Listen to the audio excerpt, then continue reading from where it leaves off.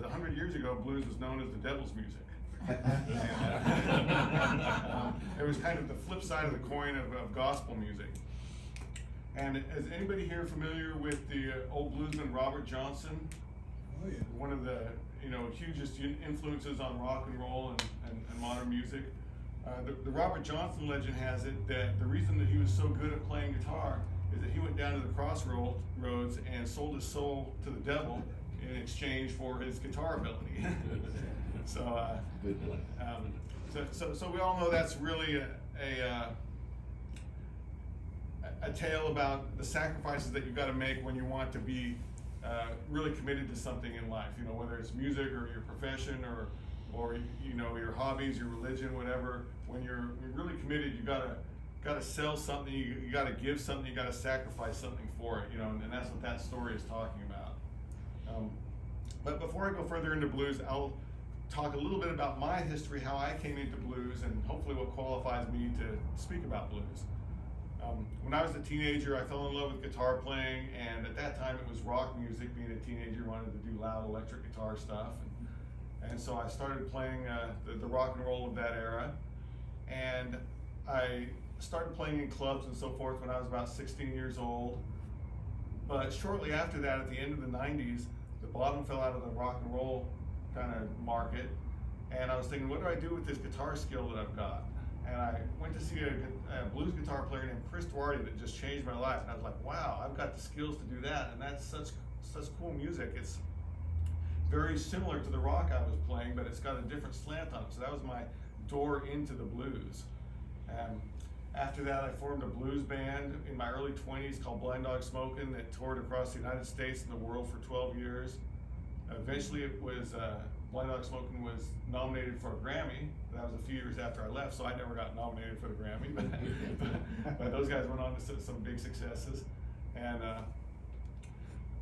although I play all types of music, what I've mainly played is blues, and that's my passion in life is playing the blues. So I've done lots of festivals, got to meet some of my heroes and so forth, and that's really what I dig doing. So blues came from old African-American field haulers and gospel music, there's influences of both of that, and it went on to influence all types of music. I consider blues like the central hub of American music. Whether you're listening to country or rock and roll or jazz, it's all taken parts of the blues and kind of infused that in there. So I tell all my students, no matter what type of music they want to play, that if you learn some blues, it's going to help you play that style better, because there's going to be things that come up in any of those styles that you can say, oh yeah, that's taken from the blues. It makes it easier to learn songs. You can say, oh, that's just a 12-bar blues with a little modification or whatever. And so having some blues in your playing helps no matter what type of music you play. And also, being from America, just listening to rock and roll and country and jazz on the radio, when you hear blues, it's familiar sounds. Even though you might not have listened to a lot of blues, it still sounds that you can say, oh yeah, that sounds familiar. And what I found is you can play blues for almost any audience and they're gonna like it. Whereas if you play country for a rock audience or vice versa, they might not like it. But you can slip some blues songs into a country gig or into a rock gig or into a jazz gig, and it's not going to get thrown out of the club. So originally blues was played on acoustic instruments. I mean, electric guitar wasn't really invented and developed until the late 40s, early 50s. So the guitar that I've got over there is a 1929 National Resonator guitar, and that might be typical of high-end blues players 100 years ago.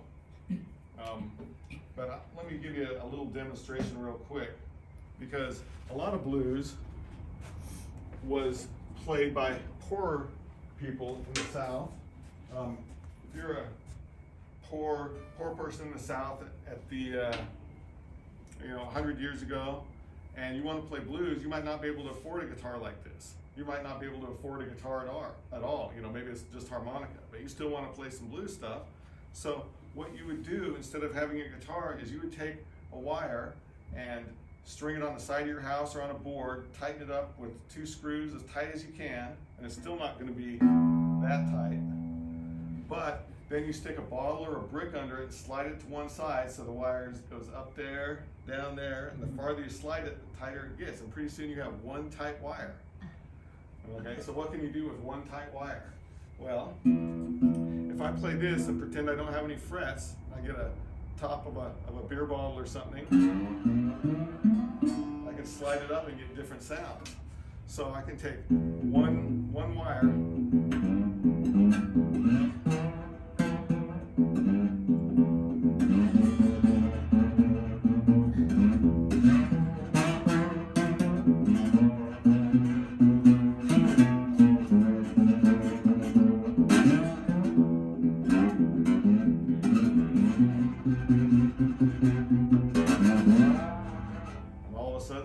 make a little bit of music on it. So that one string instrument was called a diddley bow. And you might be familiar with a rocker in the 50s named Bo Diddley. Yeah. His stage name, Bo Diddley, is a play on a diddley bow. And nowadays a lot of people wouldn't know what a diddley bow is, but back in the 50s a lot of people would know what a diddley bow is. So when he came out with his name, Bo Diddley, you know, that was a familiar term that people were used to. So, and he was one of the early guys that infused lots of blues and rock and roll. I mean, his stuff is so crossover. Is he blues or is he rock? You know, it's hard to say. So in the 30s and 40s, mostly acoustic blues. It was mostly solo guitar players that would play and sing on a guitar, because if you start to put drums or horns with an acoustic guitar, it just drowns it out. It's not loud enough to keep up with the whole band. So mostly you just have solo players. And then when the electric guitar is developed in the, and you know, mass marketed, Fender's the first one that came out with electric guitars, mass marketed for sale in, I think it's 1948. So then all of a sudden you've got an instrument that can keep up with drums and horns and be loud enough to play in a band situation. So then you start to have blues bands like Muddy Waters and Howlin' Wolf playing in full bands, playing for clubs, and that's what eventually led to the rock and roll thing. And a lot of those players at that time, because of other social things going on in America, were migrating from the South up to Chicago, Detroit, some of the northern areas for work. So, you know, a lot of the original blues bands, electric blues bands, are from the Chicago area. That's the area that's famous for its blues. Muddy Waters and Howlin' Wolf being the two key Chicago guys. By the maybe end of the 50s, early 60s, blues in America had started to really die out. It was taken over for African American crowds by R&B music, and for white crowds by rock and roll. So, you know, 1960, early 60s, Beatles come out. They're still blues influenced, but people here in America aren't really listening or paying attention to blues that much anymore. But a lot of the English kids, for some reason, really latched onto that blues sound. Eric Clapton, Jeff Beck, Jimmy Page, guitar players like that really got into the blues thing, and because of their love of the blues, they brought back the blues. And then you had American bands pick it back up, like Paul Butterfield, and the blues saw kind of a revival because the English bands had brought back that sound into their rock and roll. And if you read old interviews with those guys, all they were talking about was the blues. You know, that's what they liked. Yeah, were skiffle bands in Britain an offshoot or a response to blues influence? The skiffle bands, I'm not super familiar with. They were earlier, you know, like 50s and so forth. But I don't know exactly what their relationship to the blues was. That's an interesting question. I know a lot of the rockers, like Jeff Beck, talk about playing in skiffle bands before they were, you know, got their main things going on and so forth. I remember hearing interviewed by British musicians who came along after the war. They were teenagers, say, after the war, late 40s, 50s. They formed these skiffle bands, among other as one expression, but they talked about getting these blues records from America from sailors and airmen, soldiers who were still stationed in in Britain, but they imported, they were anxious to get their hands on these blues records from the United States. And there's sort of this kind of underground transfer of, yeah, of right. blues influence into Yeah, in all those guys' old interviews, you read how rare the blues records were, and when somebody would get a blues record, you know, all the other musicians would go over to their house and say, "Oh, you know, we got this record, we all got to listen to it." It was like a big, exciting thing. It's, you know, a lot different than mass media today, where you can create something that's all over the internet and the world the next day. You know, it was rare to get that stuff. So yeah, that's definitely a consideration, and you know, cool, interesting story about how those how valuable that music was to those kids in Britain, because they couldn't just turn on YouTube and watch the latest blues concert.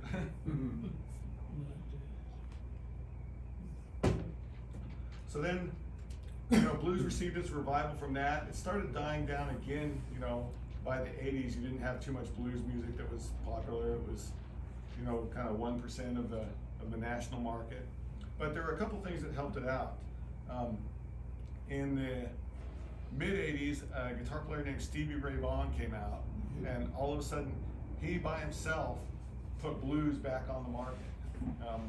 He appealed enough to the rockers that the rock and roll kids would listen to him, but he still had enough of the old time blues that people that really were into the blues for itself got into it. And I remember when Stevie Ray died, which I believe was 1990, he died in a helicopter crash when he was 36 or 37 years old. And it seemed like after his death, his popularity even exploded more, and blues really became a big thing, a big resurgence in the 90s. And that's when my band Blind Dog Smoking was touring all across the States and a little bit in Europe. And there were so many Stevie Ray copy guys. We refused to do any Stevie Ray songs because every town in America, you could go to a town in Wyoming with 3 people, and we'd swear one of those was a Stevie Ray copy guy. They were just everywhere. That's how popular he was and how much he brought back the blues. And there's, you know, lots of the blues players that we know today, kind of more of the modern era, Kenny Wayne Shepherd, Tab Benoit, all those guys got their start in that blues resurgence at the beginning of the 90s. So we got to thank Stevie Ray for that. And the other thing about the blues that has really helped it is, even though it's not a big thing on the market as far as like radio play or as far as record sales, there are blues societies all over the United States. You can go, you know, to any state and there's going to be blues societies. You can't say the same thing. There's not going to be a rock society or a country society or a jazz society, you know, but there's blues societies all over, and that's part of the reason I'm here at Tennessee Blues Society. You guys found me on the website and contacted me, and then here I am. But those blues societies, they help sponsor live blues events. They help sponsor blues competitions like the International Blues Challenge, and they keep that alive at a grassroots level. And there's not another type of music that I know of that has such a grassroots support so widely, you know, across the whole United States and even in Europe. So, you know, blues societies are another reason to thank for the ongoing, you know, influence or whatever of the blues. So, any questions at this point? Should we do a little bit of playing? Yeah. Do we need to adjust the camera, or is it good if I just sit here? Okay, you'll get you. You whatever you want. So, blues playing is, at its essence, very simple. Relies on 3 chords. 1 chord, 2nd chord, 3rd chord. And old blues songs are structured typically in 3 phrases, where a singer would sing 1 phrase, they would repeat the same phrase, and then they would give you an answer or a response on the 3rd phrase. And so we start on one of the chords. Can you pull your chair out this way? Sure thing. I'm sorry, I should have done that.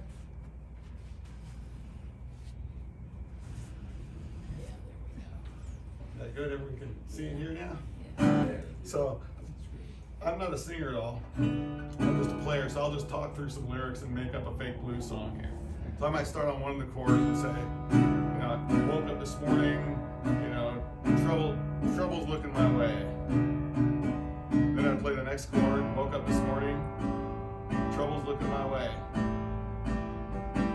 I play the third chord, uh-oh, I shouldn't have got out of bed, troubles are here to stay. You know, something that kind of rhymes and makes sense with it. You know, and then back to the first chord. So if you listen to a lot of the old blues stuff, it's kind of loosely formatted like that. Since they were playing by themselves, they didn't have to stay strictly in rhythm like they would with the band, and they didn't have to stay with a strict sense of chord changes like they would with the band. As soon as you start having multiple people playing together, then you've all got to be coordinated on the rhythm and the chord changes. So what that developed into was a 12-measure structure called a 12-bar blues, where you would play the first phrase, so 12-measure structure, we're going to divide it into 3 phrases again. The first phrase starts on the first chord. The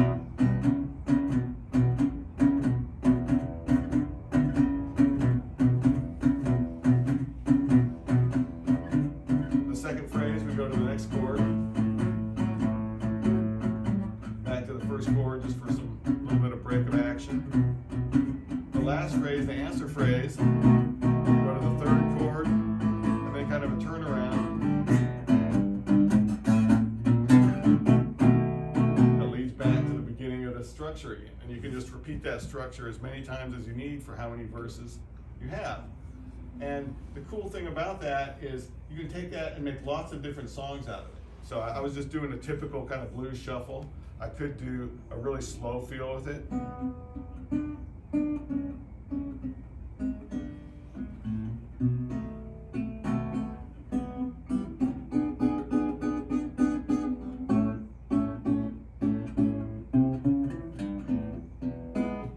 I could make it more, I could add some funk influence to it.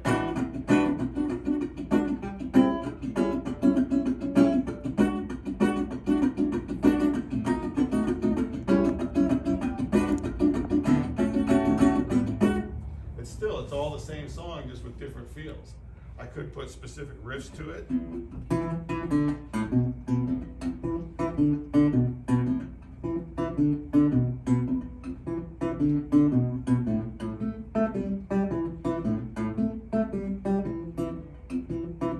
Still the same song, but it sounds like a different song.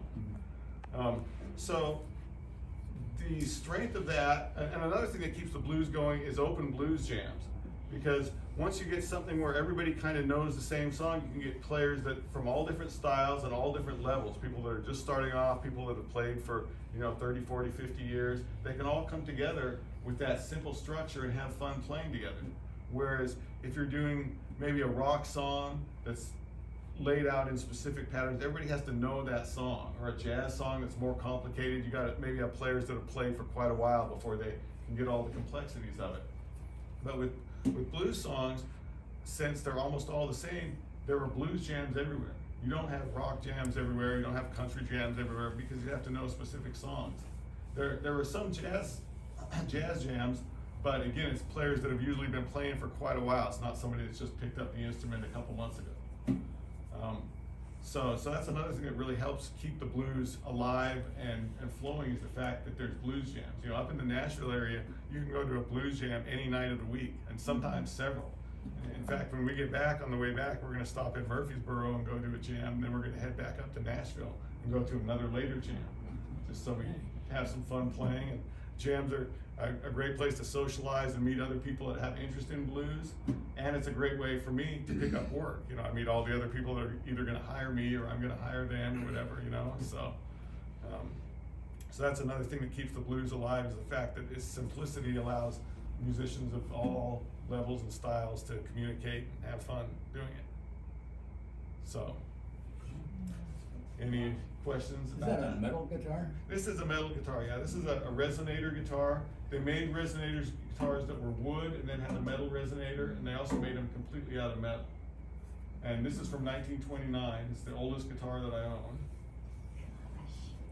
What's the difference between a slide guitar and a resonator, or is there a difference? Not really. Most resonators are great for playing slide. They can also play you know, normal fretted guitar stuff. Some resonators have a square neck and the strings are like this high, so you can only play slide on it. You can't push them down far enough. This one has pretty high action. It's not too comfortable to play normally, but it plays great on slide. But I can still play, you know, regular stuff on it.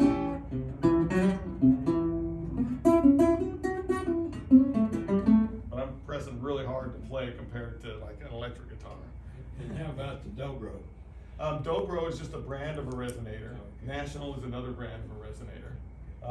Dobro became so popular that people started calling them Dobros, even though it might not be that brand. Kind of like Kleenex, you know, Yeah. the brand became, people just call it Kleenexes now.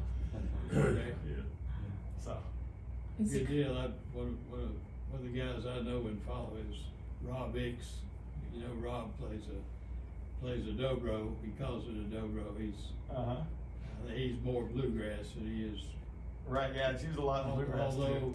he and his buddy have put out a jazz focused album with Taj Mahal, Oh, cool. and Taj plays, as you know, the blues.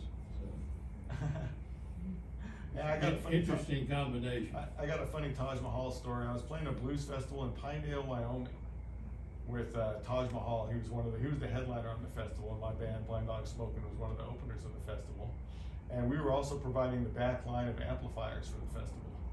And Taj was a little upset because we didn't have a Roland JC120, which was the amp that he wanted that specific amp. And I had a lot of amps, but I didn't have that one. So he was grumbling and moaning, and he played through one of my basement amps. And afterwards, his manager came up and said, "Taj really likes that amp. Can he buy it off you?" I said, "No, I really like it too." Where do you live? I live up in the Nashville area. So, and I moved here about 3 years ago from Colorado. I was in a band in Denver, and that whole thing kind of came to a halt. I moved here thinking I was going to get right to work and get to playing and so forth. And 2 weeks after I moved here, COVID hit and everything shut down for me. So I was like, "Oh, great timing." I have a question about your three basic chords that you use. Yep. Seems like country is the same, or the same chords. Country and rock and roll have a lot in common with blues, same chords. I'll do a quick little music theory lesson. They're the 1-4-5 chords, so they're chords built off the first, the fourth, and the fifth notes of a scale. With blues, they're almost always going to be dominant chords, which sound like this.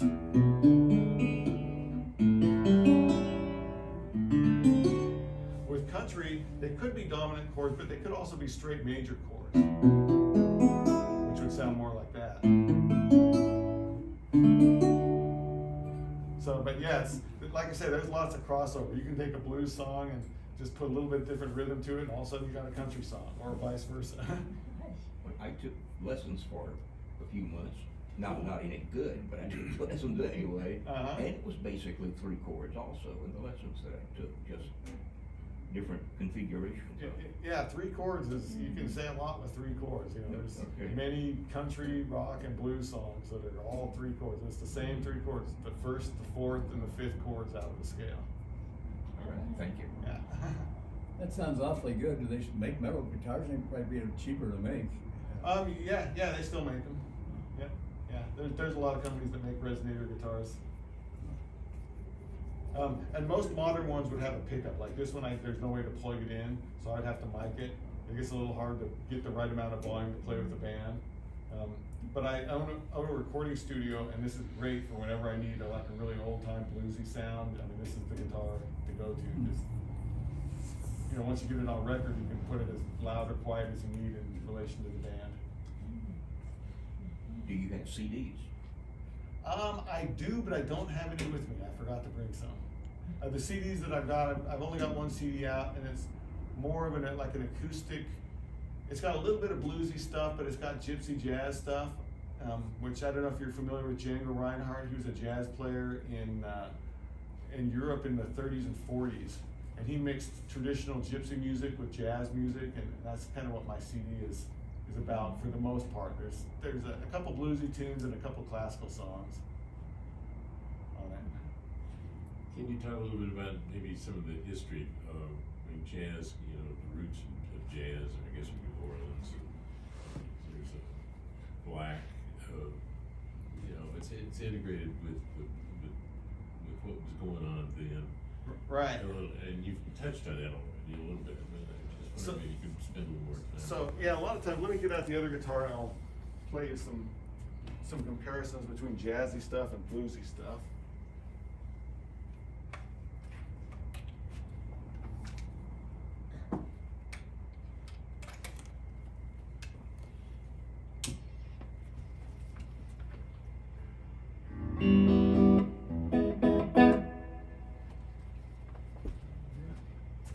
So, with, close enough in tune for rock and roll, huh? So with blues, a lot of times you're gonna be sticking with 3 chords. And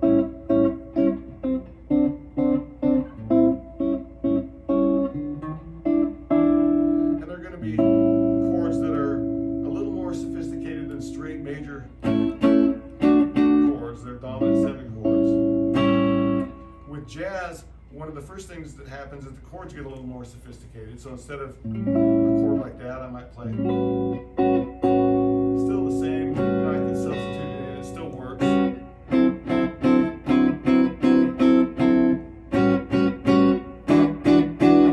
And also with jazz, the songs become a little more specific. Instead of just a generic like 12 bar type of thing, it might be like a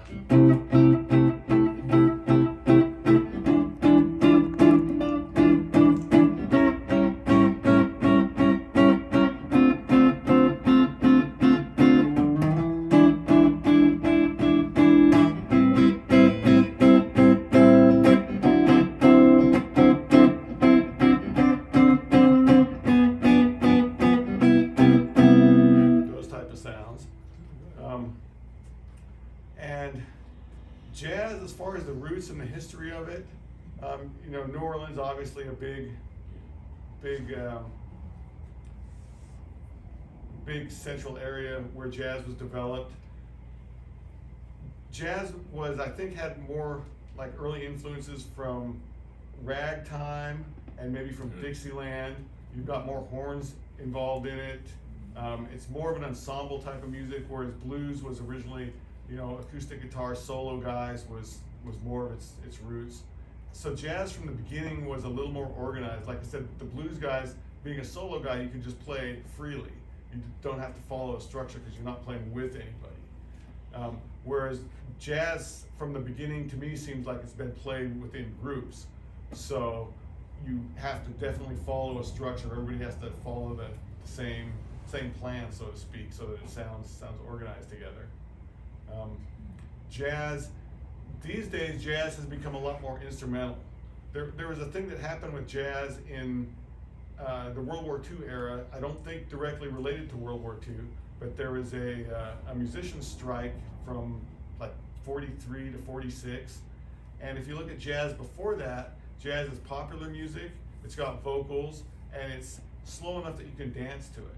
Whereas after that musician strike, jazz became more instrumental music, it became a lot faster, more complex, it slipped out of its mainstream popularity and became more of an esoteric type of thing.